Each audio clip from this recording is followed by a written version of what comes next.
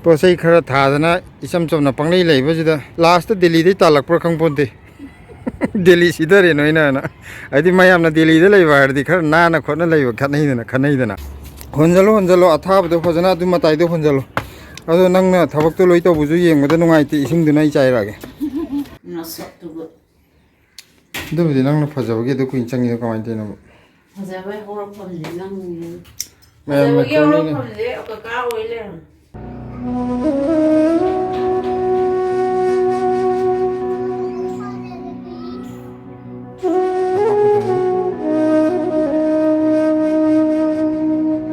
Ma'am kitchen दगी लेमकपा खोगी kitchen waste हाइतारेने को ma'am खोइ ngasi सिदैदा तौरिजे कैनोनी हाना कोबी थारमबद लेबाकतो कोबी लेदु कक्थटख्रबनिना येंदेम थाजलगे ngasi मचा मचा खर यावजे दम पिअजु पिकना दम थाजनबा होरगे ngasi येंदेम तरा येंदेम पाम्बी तरा कुन थाजलगे ने सेममिन ए सिला कैनोमा कैनो तवे और मैक्रोनी हो गया नी मैक्रोनी ले होय चंगांग अमा थागा मैक्रोनी होर चायानी अइना होरजु हावनीबको अदैदा नंगना कैनो होरग मु येंगजे ngasiदी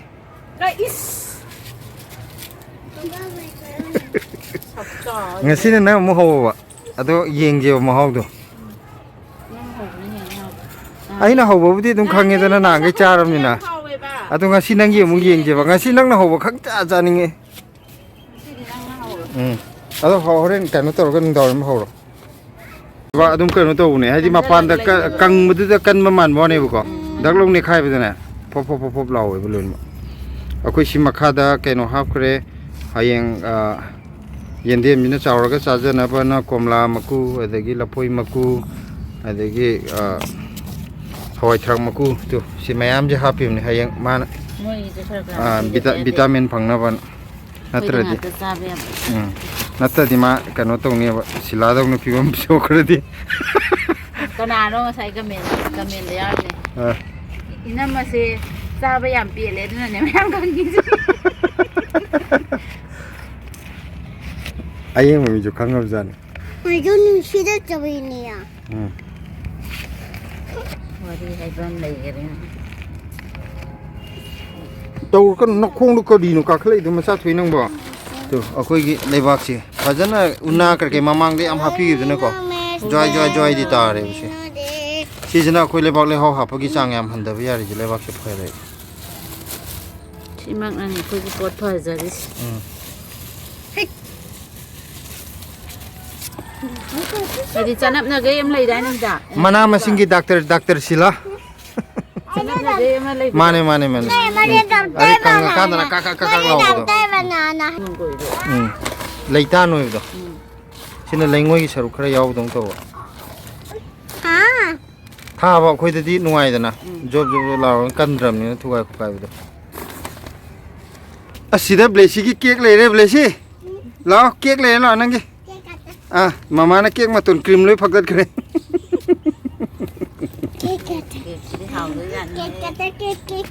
से उना असंग बोइन हाफ खिब दिने को फजना केनो तरो मिजे पत्थर मिजे हंदा मु हाफ खिब दि लेबा ले हाव फाव ओन रने केक खाओ केक खाओ लेसिना हेंजल कनो असि पुना दन केम गलन मामा हमजा पाजे खाओ तो अम्मे मसा जी जो को लम हाई फेर हेन गर जान खाइना हो गई आप जानते क्या मुझे में मशीन तरह से मबा ओ पर अखोई की लाइव इमलाई कई हाइदी पोसे के कनो तौदना पोसे खरा थादना इसम चमना पंगले लेबजुदा मयामना दिल्ली दे लई हाय दिल्ली दे लेबा मानदेना लास्ट दिल्ली दे तालकपर खंगपोंते दिल्ली सिदरे नोइना ना आदि मयामना दिल्ली दे लेबा हरदि खर नाना खोना लेबा खनैदना अखोइगिना युमदगी बोक हेना चमना लेगिबजुदा लास्ट है नोइ दिल्ली जे नोइना लोइ चेंदा हलेन तanthorakna वा अखोइगी मसा चोंथ्रोको मसा मचादो अदुन फु मागी मपी मरु अखोइगी हानगी मरुदो अदुदि दम लोइ लेजावजन जगादो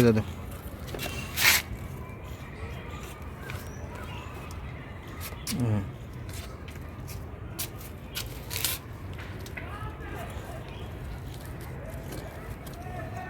ꯌꯥꯝ ꯀꯩꯅꯣ ꯇꯧꯕ ꯃꯅꯨꯡꯗ ꯃꯔꯨ ꯋꯥꯏ ꯍꯥꯏꯔ ꯐꯨꯛꯄꯗꯣ ꯑꯩ ꯐꯨꯛꯔꯣ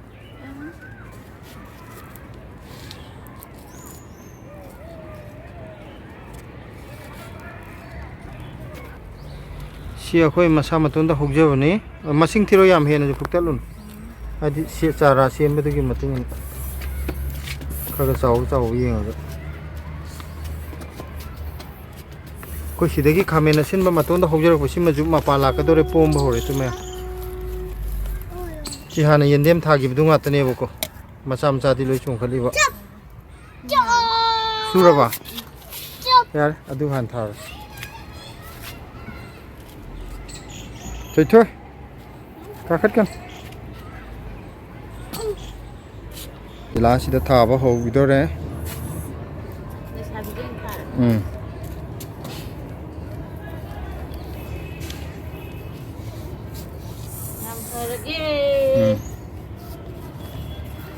ꯁꯤꯗꯩꯗ ꯍꯌꯦꯡ ꯃꯌꯥꯝ ꯁꯤꯒꯤ ꯄꯔꯦꯡ ꯀꯣꯕꯤ ꯊꯝꯃꯤꯁꯦ ꯁꯨꯃꯥꯏꯅ ꯄꯔꯦꯡꯅ ꯊꯝꯃꯒ ꯃꯌꯥꯝ ꯊꯥꯕꯜ ꯆꯣꯡꯕꯗꯧꯅ ꯆꯣꯡꯍꯟꯗꯣꯏꯅꯤ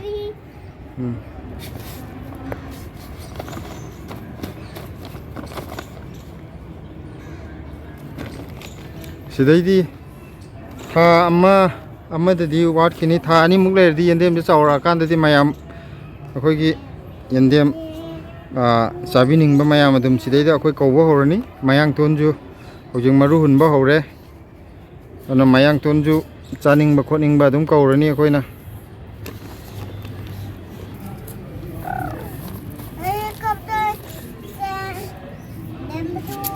ꯍꯧꯖꯤꯛ ꯗꯦꯜꯂꯤꯗ ꯕꯣꯠ ꯍꯌꯦꯡ ꯇꯥꯡ ꯀꯩꯅꯣꯅꯦ ꯇꯥꯡ 5ꯗ ꯕꯣꯠꯅꯦꯕ ꯑꯗꯨꯒꯤ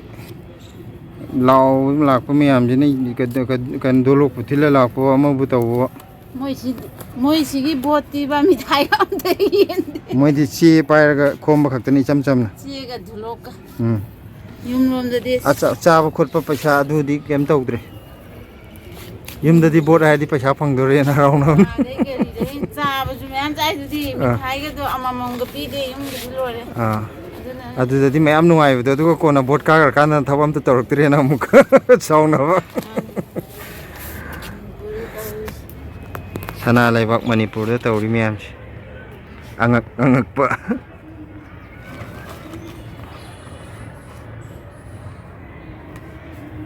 ꯑꯩꯅ ꯅꯉꯣꯟꯗ ꯍꯥꯏꯕꯗ ꯃꯣꯏꯁꯤ ꯕꯣꯠꯇꯤ ꯃꯤꯊꯥꯏ ꯑꯝꯇ ꯌꯦꯟꯗꯦ ꯑꯃꯇꯪ ꯋꯥꯠꯂꯦ ꯑꯃꯇꯪ ꯍꯣꯟꯖꯜꯂꯣ ꯑꯊꯥꯕꯗꯣ ꯐꯖꯅ ꯑꯗꯨ ꯃꯇꯥꯏꯗꯣ ꯍꯣꯟꯖꯜꯂꯣ ꯑꯗꯣ ꯅꯪꯅ ꯊꯕꯛꯇꯣ ꯂꯣꯏ ꯇꯧꯕꯁꯨ ꯌꯦꯡꯕꯗ ꯅꯨꯡꯉꯥꯏꯇꯦ ꯏꯁꯤꯡꯗꯨꯅ ꯑꯩ ꯆꯥꯏꯔꯛꯑꯒꯦ ꯏꯁꯤꯡꯗꯤ ꯅꯪ ꯆꯥꯏꯔꯛꯑꯣ ꯑꯧ ꯍꯥꯏꯗꯤ ꯈꯔ ꯇꯧꯃꯤꯟꯅꯗ꯭ꯔꯗꯤ ꯊꯕꯛ ꯍꯥꯏꯁꯦ ꯌꯦꯟꯅꯔ ꯇꯧꯒꯗꯧꯅꯤ ꯑꯗꯨꯅ ꯌꯦꯟꯅꯔ ꯇꯧꯒꯗꯧꯅꯦꯅ ꯍꯧꯖꯤꯛ ꯕ꯭ꯂꯦꯁꯤꯁꯨ ꯊꯕꯛ ꯇꯧꯕ ꯌꯥꯎꯈ꯭ꯔꯦ ꯊꯣꯏꯊꯣꯏ ꯊꯥꯗꯅꯤ ꯁꯤꯒꯥꯏꯅꯤ ꯍꯥꯏꯕ ꯁꯤꯒꯥꯏ ꯁꯥꯔꯦ ꯇꯧꯒꯅꯨ ꯍꯥꯏꯕ ꯊꯕꯛꯇꯣ ꯇꯧꯔꯗꯤ ꯊꯣꯏꯊꯣꯏ ꯑꯗꯣ ꯑꯉꯥꯡꯅ ꯑꯃꯨꯛ ꯍꯩꯗꯣꯛꯑꯅꯤ काम बिगाड़ना बोलती है ये काम बिगाड़ना चलो हेको बिचारो ना बेसी तल्ले हबा वाई हबा तौमिनबा कका तो असि ngam ta hin ju ko thawr यार ने फुक्ता लगा लेसिन मखुना बाइगनो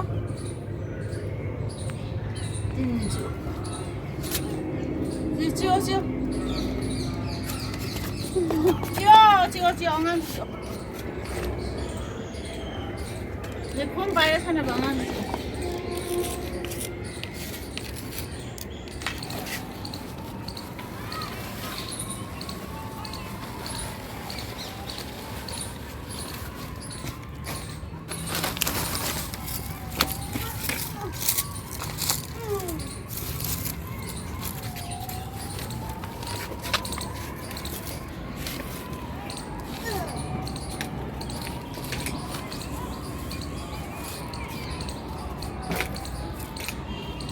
나중에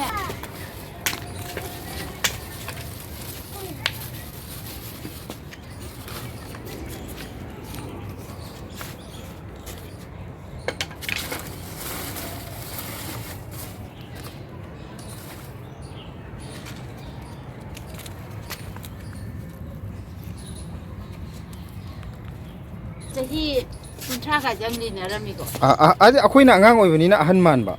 Ada aku nak tu yor kan dia aku isan dia ahan sungan man jadi tu ni saja. Hai di ne, sahi ke tu di semayum pan bagi disabili dia ka tu rega. Yang hanya benar kan. Mamang dah aku ngang ngai dah awang lekai rom degi ini em leh rame. Mai maming ka khang dia aku dah tu lak ima hoi di moi di khang na ba ain di masak kan tahu tu khang dah ba. Nupi aku dah lak mana ngang je pagi yang pu mi ai tare. Nok ning ba wang ak tangang mangang wi. Juga nong ma kan tahu ye. Mai nu pa tu yu khar thak pu jani. Yu thaga tum nupi dah khar pu ba chai ba kan tahu bodo. Adu khar tahu jani. Nong yu thaga magon da purak pa. Purak pa da mana bacau lawi. Mana juta mai ni tu. Mayam na. Kai no nang chum na mi phure khole adu ka kau da nang na bacau lawi di kai kino ha Hindi film tadi bacau hai kan bina ba tum lai adu kan aku kan na bula kan ni.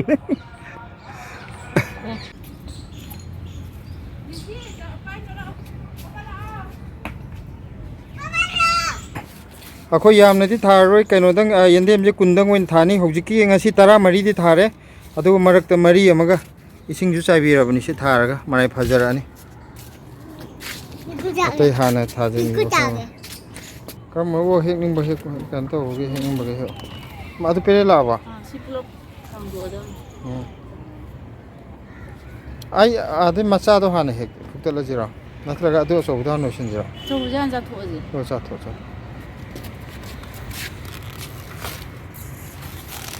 Sina mo unggang thong na ba hangam Amdan di dai. makado han hektalo sila pangano maka do han thadalo aduga lemori ba mayai gi mayo na paluk thadalo Masak se yang khajai na. fazare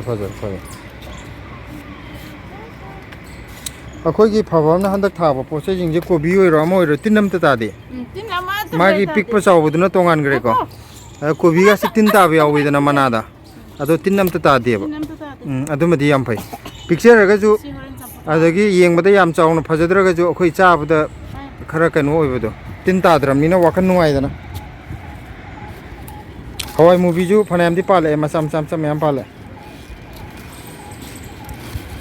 nong Kuna thai se. ya kaino ga Siplo pai.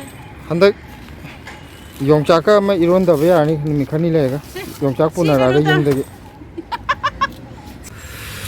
hekta lo jara phana na ba Ni di pharan. Tin han pere ni to ki do.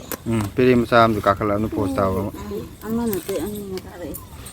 Tu si de jong ka re.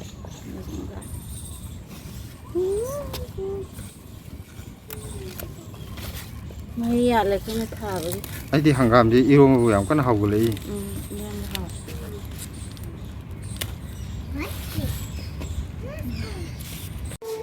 honing da haw da loi di loi ra ba Nam tu ka tumura. Ka tumura ge.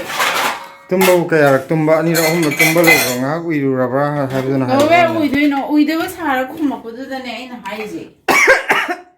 kya am kui ri ne wa ya de sum pham de mi ka tum ra ba Na sok tu go. du bi nang na phaja ba ge du kuin chang ni ka mai de na Haja ba ho ro pham le nang ni. ma Haja ma ba ge ho ro ko ni pham le o ka oi le. ma ha dum ma ba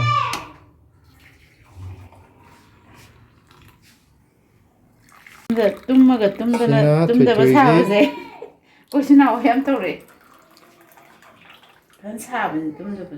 ate macaroni bhaw pung mari change adu da de adum ai je pam ba ka na tor ba dum hip thak ra tum thok ra Yam sa ba. Hai ning de ma. haning dra ba nang yam ha gan de na sidana ma macaroni lai re ma hawning da ho bani na ina hawng cha to ni ko bi ge je loina hap chalo fresh ho je dum cha je Ha ko ro ma ko ni am. Sina ha pa ne ko sing jang re. Kayam ho yang ti ha to ba kon pon. ani si mai pa ha Thoi ki sa ado in khan bi ra ge. Ma de na ma sing ja ya di.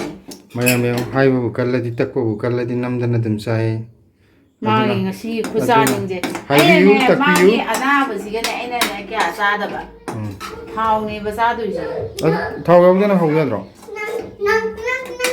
ꯑꯃꯁꯦ ꯃꯇꯣꯟ ꯂꯩꯍꯧꯕꯅꯦ ꯂꯩ ꯌꯥꯗ꯭ꯔ ꯃꯥꯅ ꯆꯤꯜꯂꯦ ꯂꯩꯀꯥꯏ ꯂꯩꯀꯥꯏ macaroni ꯍꯧꯕ ꯅꯨꯄꯤ ꯑꯃ ꯍꯧꯖꯤꯛꯐꯥꯎ ꯃꯦꯀ꯭ꯔꯣꯅꯤ ꯄꯨꯊꯣꯔꯛꯇ꯭ꯔꯦ ꯑꯩꯈꯣꯏ ꯁꯤꯗꯩꯗ ꯄꯨꯡ 3-4 ꯌꯧꯗꯤ ꯌꯧꯔꯛꯑꯦꯗꯅ ꯕꯁ ꯐꯪꯗ꯭ꯔꯤꯔꯥ ꯕꯁ ꯐꯪꯗ꯭ꯔꯁꯨ ꯇꯥꯇꯥ ꯃꯃꯥꯡꯗ ꯐꯝꯃ ꯂꯥꯛꯑꯣ ꯌꯥꯗ꯭ꯔꯣ ꯑꯣꯀꯦ ꯍꯥꯟꯅ ꯍꯥꯞꯍꯧꯗ꯭ꯔꯕ ꯍꯤꯡꯅ ꯆꯥꯔꯁꯨ ꯍꯥꯎꯕꯅꯦ ꯑꯣ ꯀꯩꯁꯨ ꯀꯥꯏꯗꯦꯁꯦ ꯏꯍꯥꯎꯗ ꯍꯥꯎꯔꯅꯤ ꯍꯥꯞꯄ ꯀꯥꯎꯔꯁꯨ ꯑꯗꯨꯝ ꯍꯥꯎꯕꯅꯦ ꯍꯤꯡꯅ ꯀꯩꯒꯨꯝꯕ ꯍꯥꯞꯍꯧꯗ꯭ꯔꯒꯁꯨ ꯀꯦꯔꯠ ꯍꯥꯞꯇꯕꯅꯦꯅ ꯍꯥꯎꯅꯤ ꯍꯥꯏꯗꯣꯏꯅꯦꯕ